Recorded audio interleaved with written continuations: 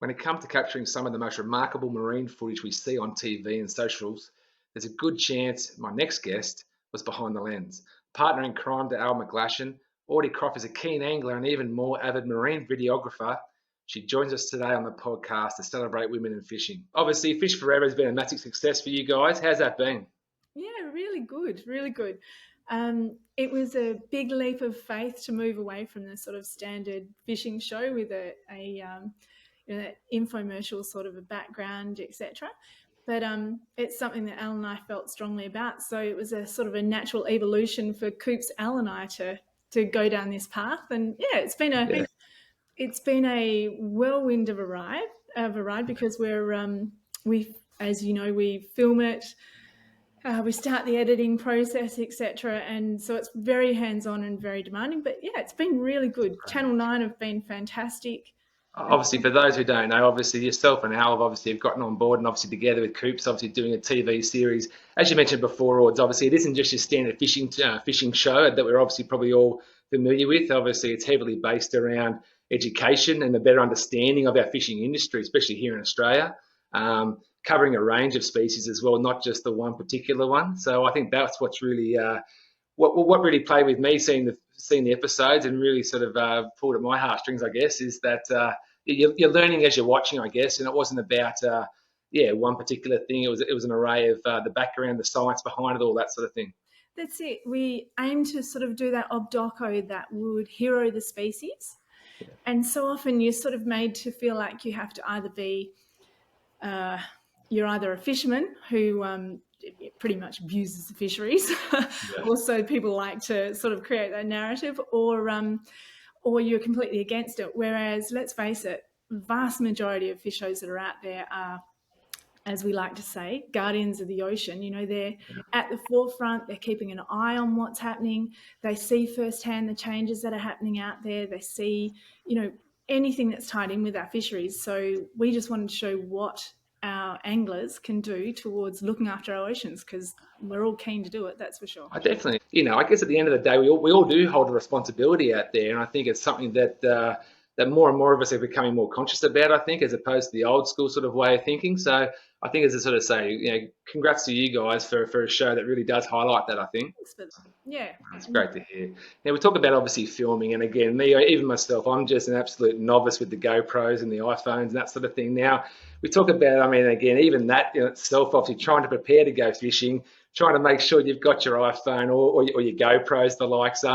Give us a bit of an insight at what it's like in the fact of not only preparing for the fishing gear, what's involved in getting all the other gear together, I guess. Well, as you know, and you've seen us in action, we pretty much, it depends on, first of all, whether we've got to travel elsewhere or if we're heading straight out of Sydney. Yeah. We can't, all of our stuff's offshore at the moment. So with it being offshore, there's no room for error. So there's a hectic checklist we've got to go through to make sure. You can't just turn back and go and grab something, can you? No. Exactly. Equipment's got to be, all the equipment, the lenses, everything has to be on board. So we make sure it's all there to start with. Yeah. We've got a thorough cleaning regime that has to be has to take place before we set off as well, no matter how much salt water and etc. we get while we're out there. But also when we get back, it's the hectic data wrangling to get it all downloaded. And meanwhile, somebody's got to be outside and cleaning the boat at the same time. And not to mention, you're doing it out of a trailer boat majority of the times too. So let alone, if it was a 50, 60 footer, okay, you've got the space to be able to do it. But doing it out of a trailer boat, myself own a trailer boat, but just knowing how much limited space is on there. So I think, again, just an absolute amazing way that obviously how it must be a complicated process. You obviously got those steps in place. So everyone must know their role, and you must obviously have some rules and regs in regards to where things can go and can't go. And also because we've got, Al's wealth of experience for all these years, and even Coops, even though he's only 17, he's been doing this with Dad since he was a kid. So he's a natural at it as well. So you'll hear the occasional, maybe we're telling Mahi to pull back because she's front and centre and up there and enjoying it. Or, we'll be step back, or I've got to come in and around. You'll hear those sort of dialogue happen. You learn to juggle it. It's just like really casual. And look, there's probably going to be days where you're going to lose a fish because it's trying to get in underneath an angle. I'm sure you've lost that many fish trying to get the right shot or getting in the way and that sort of thing. So, again, there must be a bit of a balancing act there for sure. No, definitely. But I think the dynamics have worked out to the point that, we all sort of do a little bit of a deck dance these days. And on top of that, you're also trying to sat tag the fish and release it healthy, as well as making sure all angles are covered. But yeah, we love it. Exactly. So Oh, awesome. Now, you're a proud Western Australian girl, is that correct? very proud WA girl. Yeah. Good stuff. Okay. And so, what is some of your, I guess, what some of your first memories? Obviously, growing up, obviously as a kid over there, was fishing sort of on the radar from a very young age, or was it something you got into later on? No, I think the first time my dad tried to take me out, I was about 4 Mm-hmm. on my grandfather's boat. So my grandfather used to make his own boats and, put the forward windscreen in to be his Yeah. front windscreen, all those Yeah. pieces. So we all started on board the Sea Hunter, which was Pop's boat. Okay. But they started the two-stroke up the first time, and the noise that came from it sent me straight off the back and back into the shore as fast as I could go. So Yeah. that was my auspicious start. Yep. But no, for me, I think it definitely all started with Dad teaching me just how to herring fish and garfish. And it was about chilling on the water, and any fish that you caught were an added bonus. Yeah. Taking it back in, it was always part of the policy that if you caught it, you had to take care of it. You dealt with it, yeah. 100%. So you learnt to gut and gill at a very young age. And then my mum, who's allergic to fish, she pretty much still eats it, but has reactions to it. She taught us to bone them, and then Yeah. Dad would take us off around town to deliver it to some of the old retirees in town who hadn't had a feed of fish, had lost their partner or whatever. So that was, Wow. it was a small mechanism in a much bigger thing for us living in a small community. God, and here you are now making a living out of it. Wow, that's a big change. I mean, obviously going from, as you say, a lot of us obviously start with our parents, or certainly start with an older sibling, trying to obviously stay in that fishing off. But obviously to see that continue right through to adulthood, I think is something that I've got a teenage son myself who, funny enough, as a young child, I sort of got him into marlin fishing, and I sort of pushed him a little bit too hard. And there was a period there from probably that 5 to just now he's 14, and where he sort of went away from fishing because it was just too much, or it was those days chasing marlin, as you know, it's dust or diamonds, or you don't get a bite, so they become long days, So I've sort of got a bit of a second opportunity, I guess you could sort of say. So I think it's just getting back to what you're sort of saying. You're always trying to teach those younger generations along the way, but whether they stick to it and what they do eventually, I guess, is how we teach them and how they move forward, I think. It's part of the joy, I think, that comes from fishing as well. We've just seen over the school holidays an increase in kids that are down on wharfs and towing their little fishing trolley onto the ferries to take off elsewhere. We didn't see parents out with them, which most of our mates take their children fishing anyway, but there weren't parents involved. It was all young teens into teenagers that were out there fishing, which is great. So they're learning from a lot more than just their parents these days. Yeah. And I think for me, fishing changed through each stage in life. Like I worked in the Pilbara for BHP for a while, and my weekends meant that I was down at Finucane Island fishing off the beach. Wow. I carried prawns in the top of my raffia hat and cast off the beach. And then moved down to Geraldton, where got caught up with the Geraldton and Districts Offshore Fishing Club.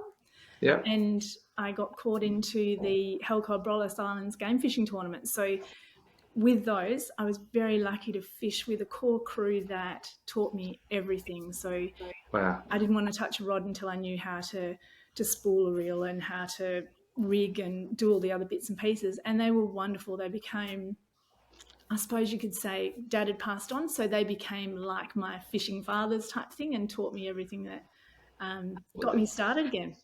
Look, I think a lot of us fishermen, again, you join these sort of clubs without talking about game fishing clubs or clubs in general too much, but certainly, you go to these clubs to learn those sort of, these new ways, techniques. Obviously, that's what it's all about, I guess. And like you just sort of said there with your dad passing, obviously, you turn to these sort of clubs to be able to learn more about something you love doing. Yeah, definitely. And they sort of took it from chasing yellowfin on light tackle the first year to introducing me to bill fishing, to little blacks up in Exmouth. And now you've never looked back now. No, and I went on to meet friends that run a charter business up at the Montebellos. So I spent a few years up there chasing marlin sales, etc., around the Montebellos, which was a unique experience. That's on my bucket list for sure. I know that much. Oh, it's absolutely beautiful. It's harsh, I suppose you could say, but those islands are spectacular. And so Leah and Chad had their charter business up there, Blue Lightning Charters, and I would go and take time off of work to go up there and fish. So with each stage in life, it's changed. Fishing has changed and evolved in itself until, of course, meeting Ellen and taking on pretty much, I would say, if anybody asks me what my job these days is, it's pretty much keeping Al's butt out of shot and trying to catch top water action while he takes care of the underwater action, and Coops is doing drones and on the all on a 6.5 metre boat, you know. exactly. And 2 dogs now on board. 2 dogs. Well, speaking of dogs, and this is what I love about you guys. Obviously, we have got Mahi on, obviously, which you mentioned before we started the podcast. Now, this dog, I mean, obviously, tell us a bit, how unique is this dog, seriously? I think, considering... Where did he come from? As in, yeah, was he on the boat from the minute he was a pup, or...? Okay, she's my backup on the boat. She's the other female on board the boat. So she actually came from a working dog farming family. But she is a sheepdog? She's a Kelpie, a silver Kelpie. Okay, yep. But she's the most relaxed, laid-back dog, and especially being a Kelpie, it's quite unusual, but she's just so chilled. She gets onto the boat, she takes over the skipper's chair immediately. She sleeps on the way out, she sleeps on the way back in. Wow. But if there's a couple of triggers for her, she can go from sound asleep to smelling bait. Well, tell us about the dolphins. Yeah, you can hear dolphins. That's the other thing. We used to think it was the smelling of the bait to start with. If they were smashing up on bait, then she would smell it. But we reckon she's also hearing them through the hull, because she can be sound asleep and she will be over the side, and she has this high-pitched bark that she does just for them. She doesn't do it for anything else. It's only when the dolphins are around. And it's pretty special to see, because they come racing in and will be almost like they'll stick. You know how normally a dolphin will race for the bow? Yep.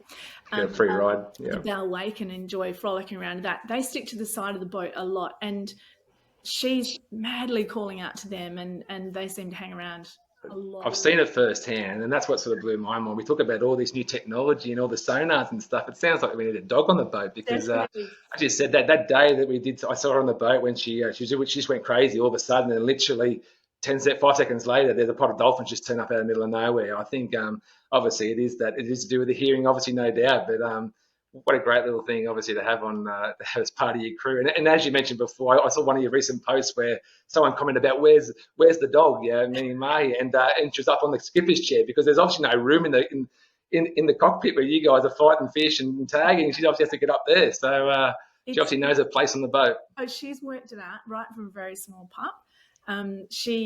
If anybody tries to compete, like if we get somebody else who's on board and they're skippering for the day, it's a lost cause. Stu, Elle's brother, jumps on with us, and he tries to lord it over a little bit, but she wins every single time. She just licks him to death until he lets her up there. That's crazy. What an amazing thing. It's so cool to see these that you guys obviously include her with the clip, with all your footage, as well as include her on your socials. We didn't intend to. But, she wanted to be there. Exactly. It's when we were going back through, especially GoPro footage, we'd be going back through GoPro footage, and there she would be front and centre with something that looked akin to a smile on her face, checking out all the action that was happening. So she's a natural integration into it. One thing that also really amazes me about your order, obviously, is that, again, I think every fisherman can get seasick doing the stupid things or doing bad things. I mean, I've been sick trying to untangle the line around the propeller, or being up in the cabin trying to find something, and you come out going, oh God. How do you have your head in that camera, as well as you mentioned before, I've seen you up in the cabin editing videos while we're out there, the boat's rocking around. I don't know how you do it. What is the secret? I'd like to say there is a secret. I have been known to actually bring a red frog up through my nose on a particularly bad day. I haven't eaten one since. So there's a couple of different things. One is owning up to the fact that you may need to wear glasses. So that was my first thing to come to terms with. But as I said, I used to fish over at the Abrolhos Islands, and an old sea dog over there by the name of Spags Burnett told me that if you pad your non-dominant ear, it can take the edge off of seasickness. And I thought he was having a lend of me. But I tried it in a really big sea when I was in a 35-footer, and we were losing the other boats, which were 40 plus feet. We were losing them in between the Swells. waves, so it was huge. And I did it, and I had to go into the cabin to make lunch that day. Oh, And I can guarantee that it works. So it sounds like a bit of a pseudo thing. It may well be, but it certainly has worked for me on long liveaboard charters, etc. But the other yep. thing is, these days, it's loosening up your neck. If you Okay. can make sure that your neck stays nice and loose, for me, it makes a world of difference. Even if we're at the base of the cliffs and the water's washing back against us, we've got a big swell. You're looking into this tiny little monitor, Oh, as yeah. well as if you're taking stills, you go. Yeah. Don't know how you do it. Well, I do. It's Honestly. a challenge. Well, there you go. But Okay. I think also one of my favourites was one of the guys I used to fish with swore by 2 gin and tonics every morning. So it doesn't work really well when you're trying to focus on work, but he absolutely swore by it. Gin and tonics. There you go. There's the secret, hey. Well, that's as I said. I just don't know how you do it because it's the minute I'd be concentrating on something like that, I'd literally be bending overboard. So, Well, and let's that's just awesome. say I don't touch red frogs anymore. I haven't had one for No. a very long time. So, yeah. And speaking of, and does Al get seasick? No, he's never. Coops gets headaches a little bit, but only on a really bad day, and he can get over those pretty quickly. A ham and cheese croissant out of the pie oven seems to knock it on the head Yeah, pretty yeah. quickly That's for him. always handy. Yep. But Elle never, and Wow. yeah, he'll be driving the boat. He'll be putting us onto the fish. He'll be doing masters, or he'll be doing pieces to camera or whatever, and he'll still duck down into that cabin to get me a lens because I'm down the back of the boat or I need a cloth or Wow. whatever. So he can sit in there and do the finest of work within the actual cabin on a hot day and still get up and bounce around like nothing's. Wow. There you go. Yeah, he's a bit of a Awesome. legend, but let's not say it in front of him. Don't tell him that. Don't tell him that.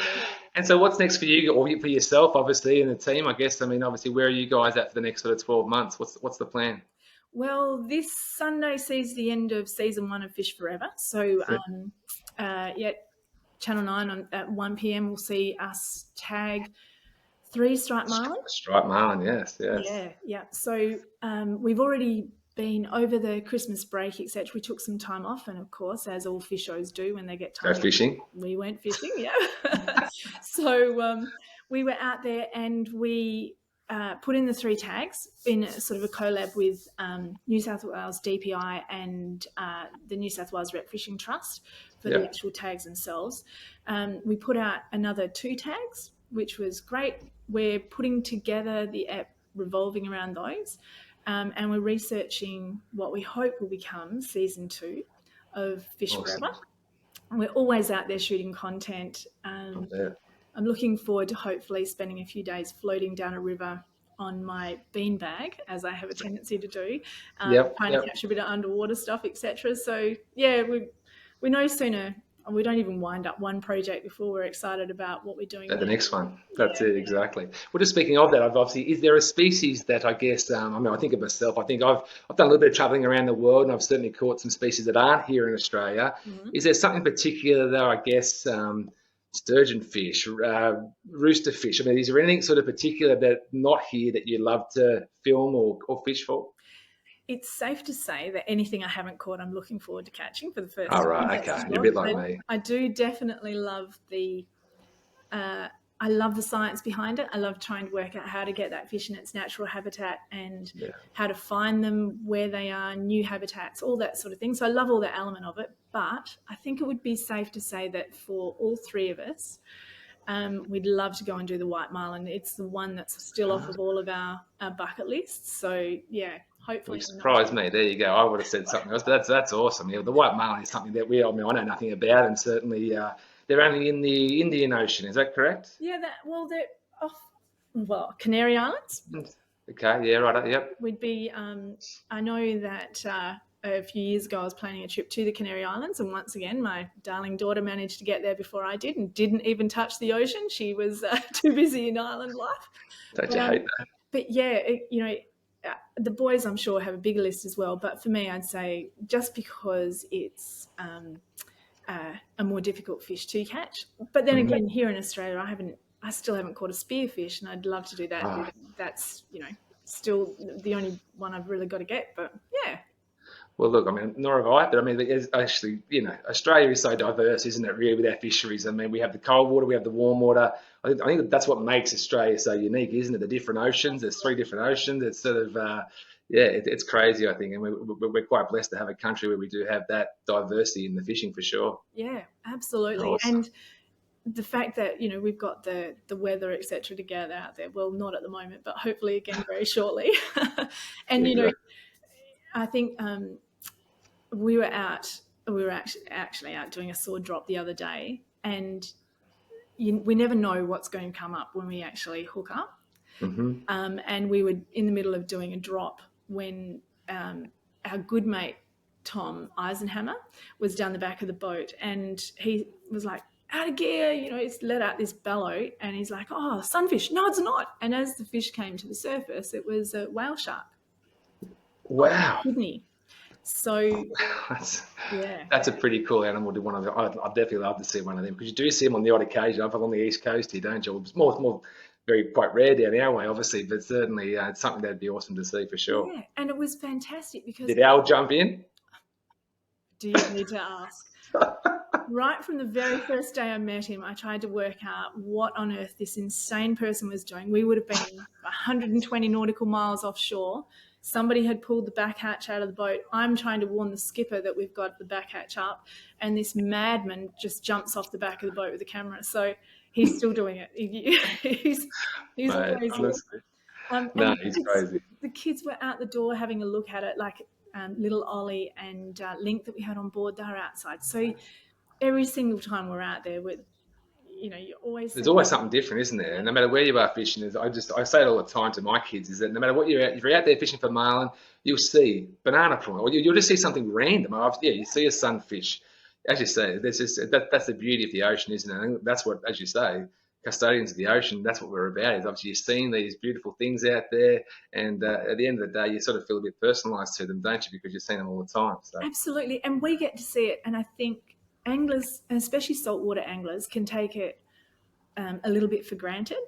And I mean, that's part of the reason that brought about Fish Forever was the simple fact that we were seeing, let's face it, there's nothing more beautiful than a striped marlin lit up. And something as basic, I remember being mesmerised for ages about bait balls. I could sit and watch a bait ball forever.